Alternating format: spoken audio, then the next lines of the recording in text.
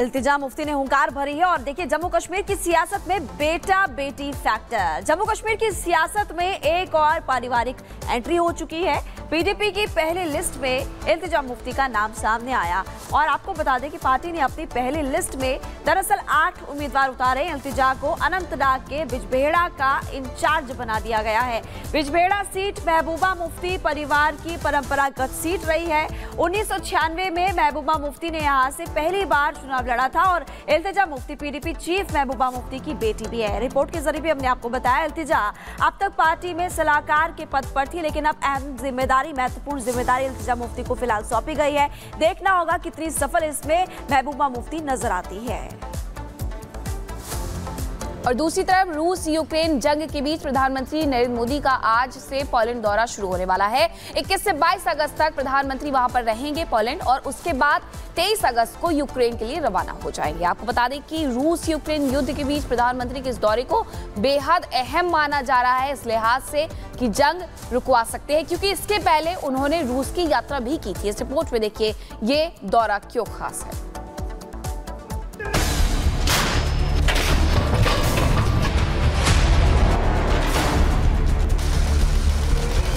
रूस और यूक्रेन के आसमान में बारूद बरस रहा है। बम गोलों की बारिश हो रही है। कदम कदम पर धमाके हो रहे हैं। कहीं आग की लपटें हैं तो कहीं लाशों के ढेर, कहीं तबाह टैंक पड़े हैं तो कहीं गन मशीनें गरज रही हैं। पुतिन और जेलेंस्की के माथे पर खून सवार है। दोनों देशों की आर्मी एक दूसरे के खून की प्यासी है।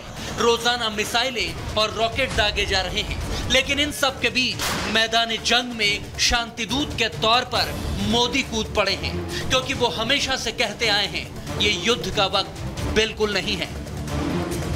आज का युग युद्ध का है नहीं, और हमने फोन पर भी कई बार आपसे इस विषय में बात की है कि डेमोक्रेसी और डिप्लोमेसी और डायलॉग, ये सारी बातें ऐसी हैं कि जो दुनिया को एक स्पर्श करती है। क्या प्रधानमंत्री नरेंद्र मोदी ने 2.5 साल पहले शुरू हुए युद्ध के अंत की स्क्रिप्ट तैयार कर ली है? क्या मोदी ने रूसी राष्ट्रपति पुतिन से इस पर मुहर लगवा ली और अब यूक्रेनी राष्ट्रपति जेलेंस्की को भी तैयार करने का प्लान रेडी कर लिया है?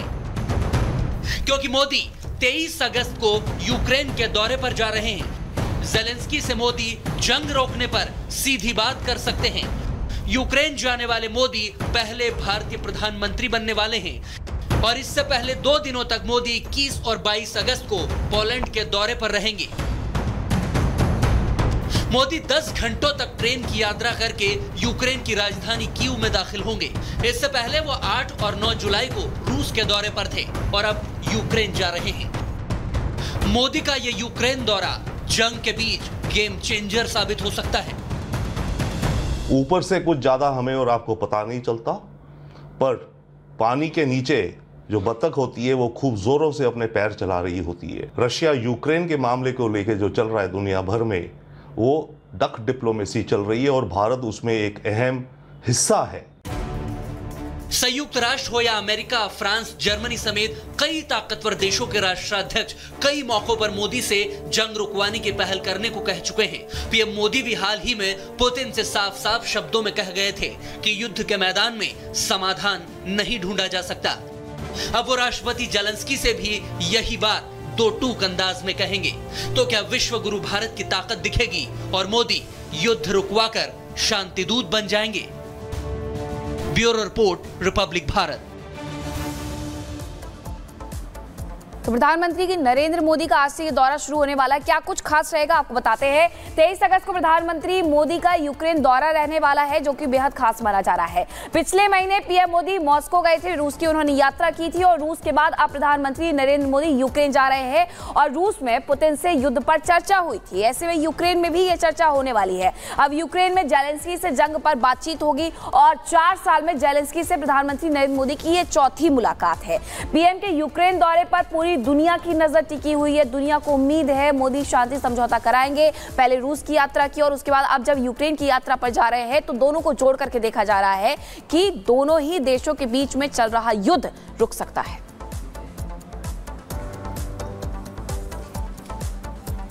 चलिए खबरों में आगे बढ़ते हैं और बात करेंगे एमपी की। अब बात हम करेंगे अजब एमपी के गजब कारनामे की, क्योंकि यहाँ पर एक ऐसा कारनामा हुआ जिसकी चर्चा इस वक्त पूरे देश में हो रही है और लोग ये कह रहे हैं कि एमपी अजब है और यहाँ की पुलिस गजब है।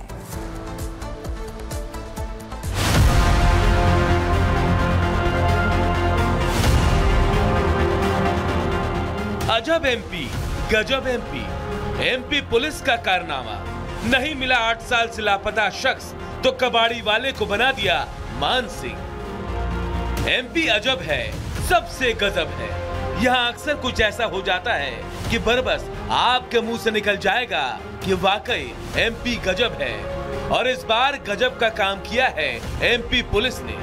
एमपी पुलिस पिछले 8 साल से लापता एक शख्स मान सिंह को ढूंढ नहीं पाई और जब कोर्ट ने फटकार लगाई तो मान सिंह जैसे दिखने वाले संतोष नाम के एक कबाड़ी को पकड़कर मान सिंह बना दिया। मान सिंह और संतोष में एक बात कॉमन थी और वो थी दोनों की एक आंख खराब थी। इसी बात को मानकर पुलिस ने संतोष को मान सिंह बता दिया। मान सिंह के परिवार वालों ने जब कहा कि वो मान सिंह नहीं है तब जाकर कबाड़ी वाले को छोड़ा गया। चलिए अब आपको पूरा मामला समझाते हैं। मान सिंह पटेल ने 2016 में अपनी जमीन को लेकर थाने में नामजद शिकायत की थी। मान सिंह ने कहा था कि उसकी जान को तत्कालीन मौजूदा कांग्रेस नेता और मंत्री गोविंद सिंह राजपूत से खतरा है। इस शिकायत के कुछ दिन बाद से मान सिंह अचानक लापता हो गया। मान सिंह के बेटे ने गोविंद सिंह राजपूत सहित 5 लोगों पर उसके पिता के अपहरण करने का आरोप लगाया। पुलिस ने गुमशुदगी की रिपोर्ट 2016 में सिविल लाइन थाने में दर्ज की। इस मामले को ओबीसी महासभा की तरफ से सर्वोच्च न्यायालय के संज्ञान में लाया गया। सुप्रीम कोर्ट ने संज्ञान लेते हुए 3 सदस्यीय एसआईटी गठित कर मामले की जांच करने की बात कही है। इस मामले को लेकर पूर्व सीएम दिग्विजय सिंह का कहना है कि गोविंद सिंह राजपूत के परिवार ने जमीन हड़पने की कोशिश की। उनसे मुलाकात के बाद से ही मान सिंह गायब है। तो वहीं बीजेपी के प्रदेश अध्यक्ष वीडी शर्मा कह रहे हैं कि सुप्रीम कोर्ट के ऑर्डर में कहीं भी गोविंद राजपूत का नाम नहीं है, सिर्फ एसआईटी गठित करने की बात कही गई है। वाकई में ये प्रकरण इतना गंभीर है कि मंत्री जी के परिवार ने उस कुशवा समाज की जमीन हड़पने के लिए पूरा षड्यंत्र किया।